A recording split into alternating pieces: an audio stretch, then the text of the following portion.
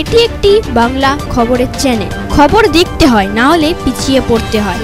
সঠিক খবর দেখার জন্য আপনারা এখন দেখছেন খবর 48 ঘন্টা। নিম্নমানের সামগ্রী দিয়ে রাস্তা তৈরির অভিযোগ। হাত দিয়ে রাস্তার পিচ তুলে বিক্ষোভ দেখালো গ্রামবাসীরা। এমনই ঘটনার কথা জানা গেল ভাঙড়ে উত্তরকাশী থানার কৃষ্ণমাটি এলাকার।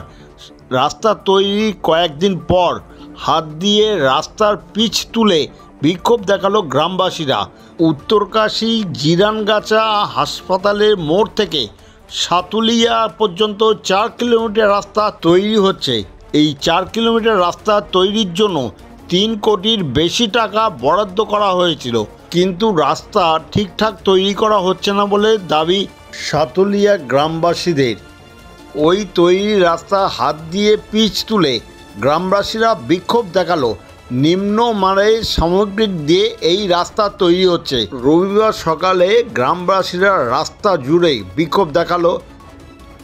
এই সম্বন্ধে স্থানীয় বাসিন্দা, কন্ট্রাক্টর এবং ক্যানিং পূর্বে তৃণমূল কংগ্রেসের বিধায়ক তথা ভাঙড়ের তৃণমূলের অবজারভার শওকত আলী মোল্লা কি বলেছেন তা শুনুন একমাত্র খবর 48 ঘন্টার পর্দায়। এই চ্যানেলটি এখনও যারা সাবস্ক্রাইব করেননি তারা এখনই সাবস্ক্রাইব করে নিন এবং খবরটি লাইক ও শেয়ার করুন।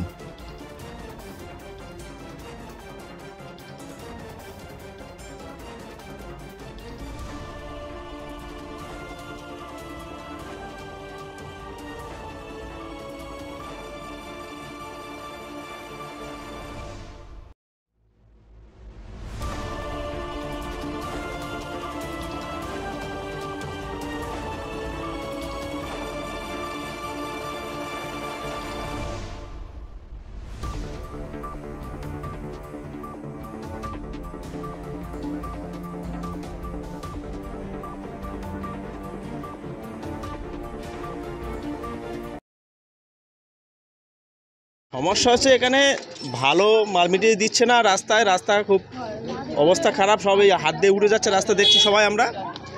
আর এখানকার রাস্তা যারা শিডিউল তৈরি হয় সেই শিডিউলও আমাদের দেখাচ্ছে না। আমরা বারে বারে জিজ্ঞাসা করছি রাস্তার শিডিউলটা আমাদেরকে দেখাও, রাস্তার শিডিউলও আমাদের দেখাচ্ছে না। এখানে পিচ ভালো দিচ্ছে না, আঠা ভালো দিচ্ছে না, এমনি রাস্তা পা দিয়ে ঘষছে, রাস্তার পিচ উঠে যাচ্ছে। এই নিয়ে সব গ্রামবাসী মিলে সব আন্দোলন করছে যে রাস্তা ভালো করে করতে হবে। আমরা চাচ্ছি রাস্তাটা ভালোভাবে সংস্কার হোক। রাস্তাটা হসপিটাল রোড বলে আমরা পরিচিত শুনছি বারে বারে, এটা ভালোভাবেই হওয়া দরকার।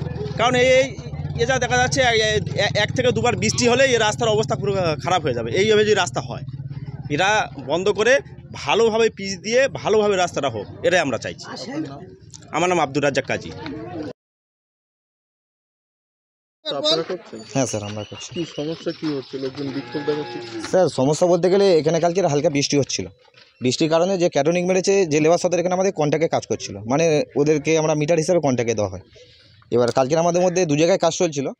এই ছেলেটা থাকার কথা, থাকতে পারিনি, একটা ছেলে আমার ম্যানেজার, মানে কোনো সময় এসছে কোনো সময় চলে গেছে।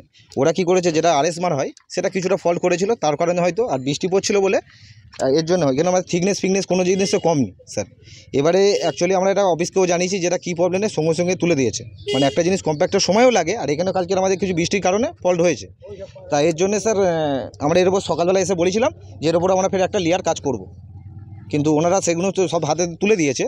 এখন আমরা ফের আমাদের ডিপার্টমেন্ট আসছে, ওনারা চেক করবে, চেক করলে আমরা ফের কাজ চালু করবো। তার আগে শিডিউলে তো রয়েছে, বলছে যে মোট 4টে লেয়ারে কাজ হবে, গ্রামের লোকজন বলছে 2টো লেয়ারে কাজ। না স্যার, পিচ আছে 25 mm পিচ আছে।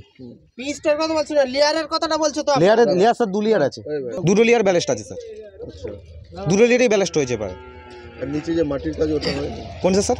নিচে মানে একদম প্রথম লেয়ার যেটা মাটির, না, যে মালটা স্যার ছিল সেটাতে পিকিং আপ হবে, তারপরে আমাদের ব্যালেস্টের কাজ ছিল।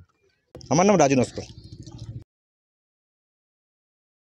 এটা তো আমরা তীব্র আপত্তি করছি এবং নিশ্চিতভাবে এই বিষয়ে আমি জেলা শাসকের সঙ্গে কথা বলবো বা পঞ্চায়েত দপ্তরের সঙ্গে কথা বলবো। কারণ 3 কোটি টাকা মানে এটা কোনো পঞ্চায়েতের বা পঞ্চায়েত সমিতির বা জেলা পরিষদ আন্ডারে নয়, এটা পঞ্চায়েত দপ্তরের আন্ডারে। সেই ওখান থেকে নিশ্চয়ই SRDA-তে টেন্ডার হয়েছে। তাই নিশ্চিতভাবে আগামীকাল সোমবার আছে, আমি পঞ্চায়েতে যিনি সেক্রেটারি আছেন উর্গানাথ সাহেব যথেষ্ট দক্ষ, আমি তার সঙ্গে কথা বলে বিষয়টা নিশ্চিতভাবে সলিউশন করব।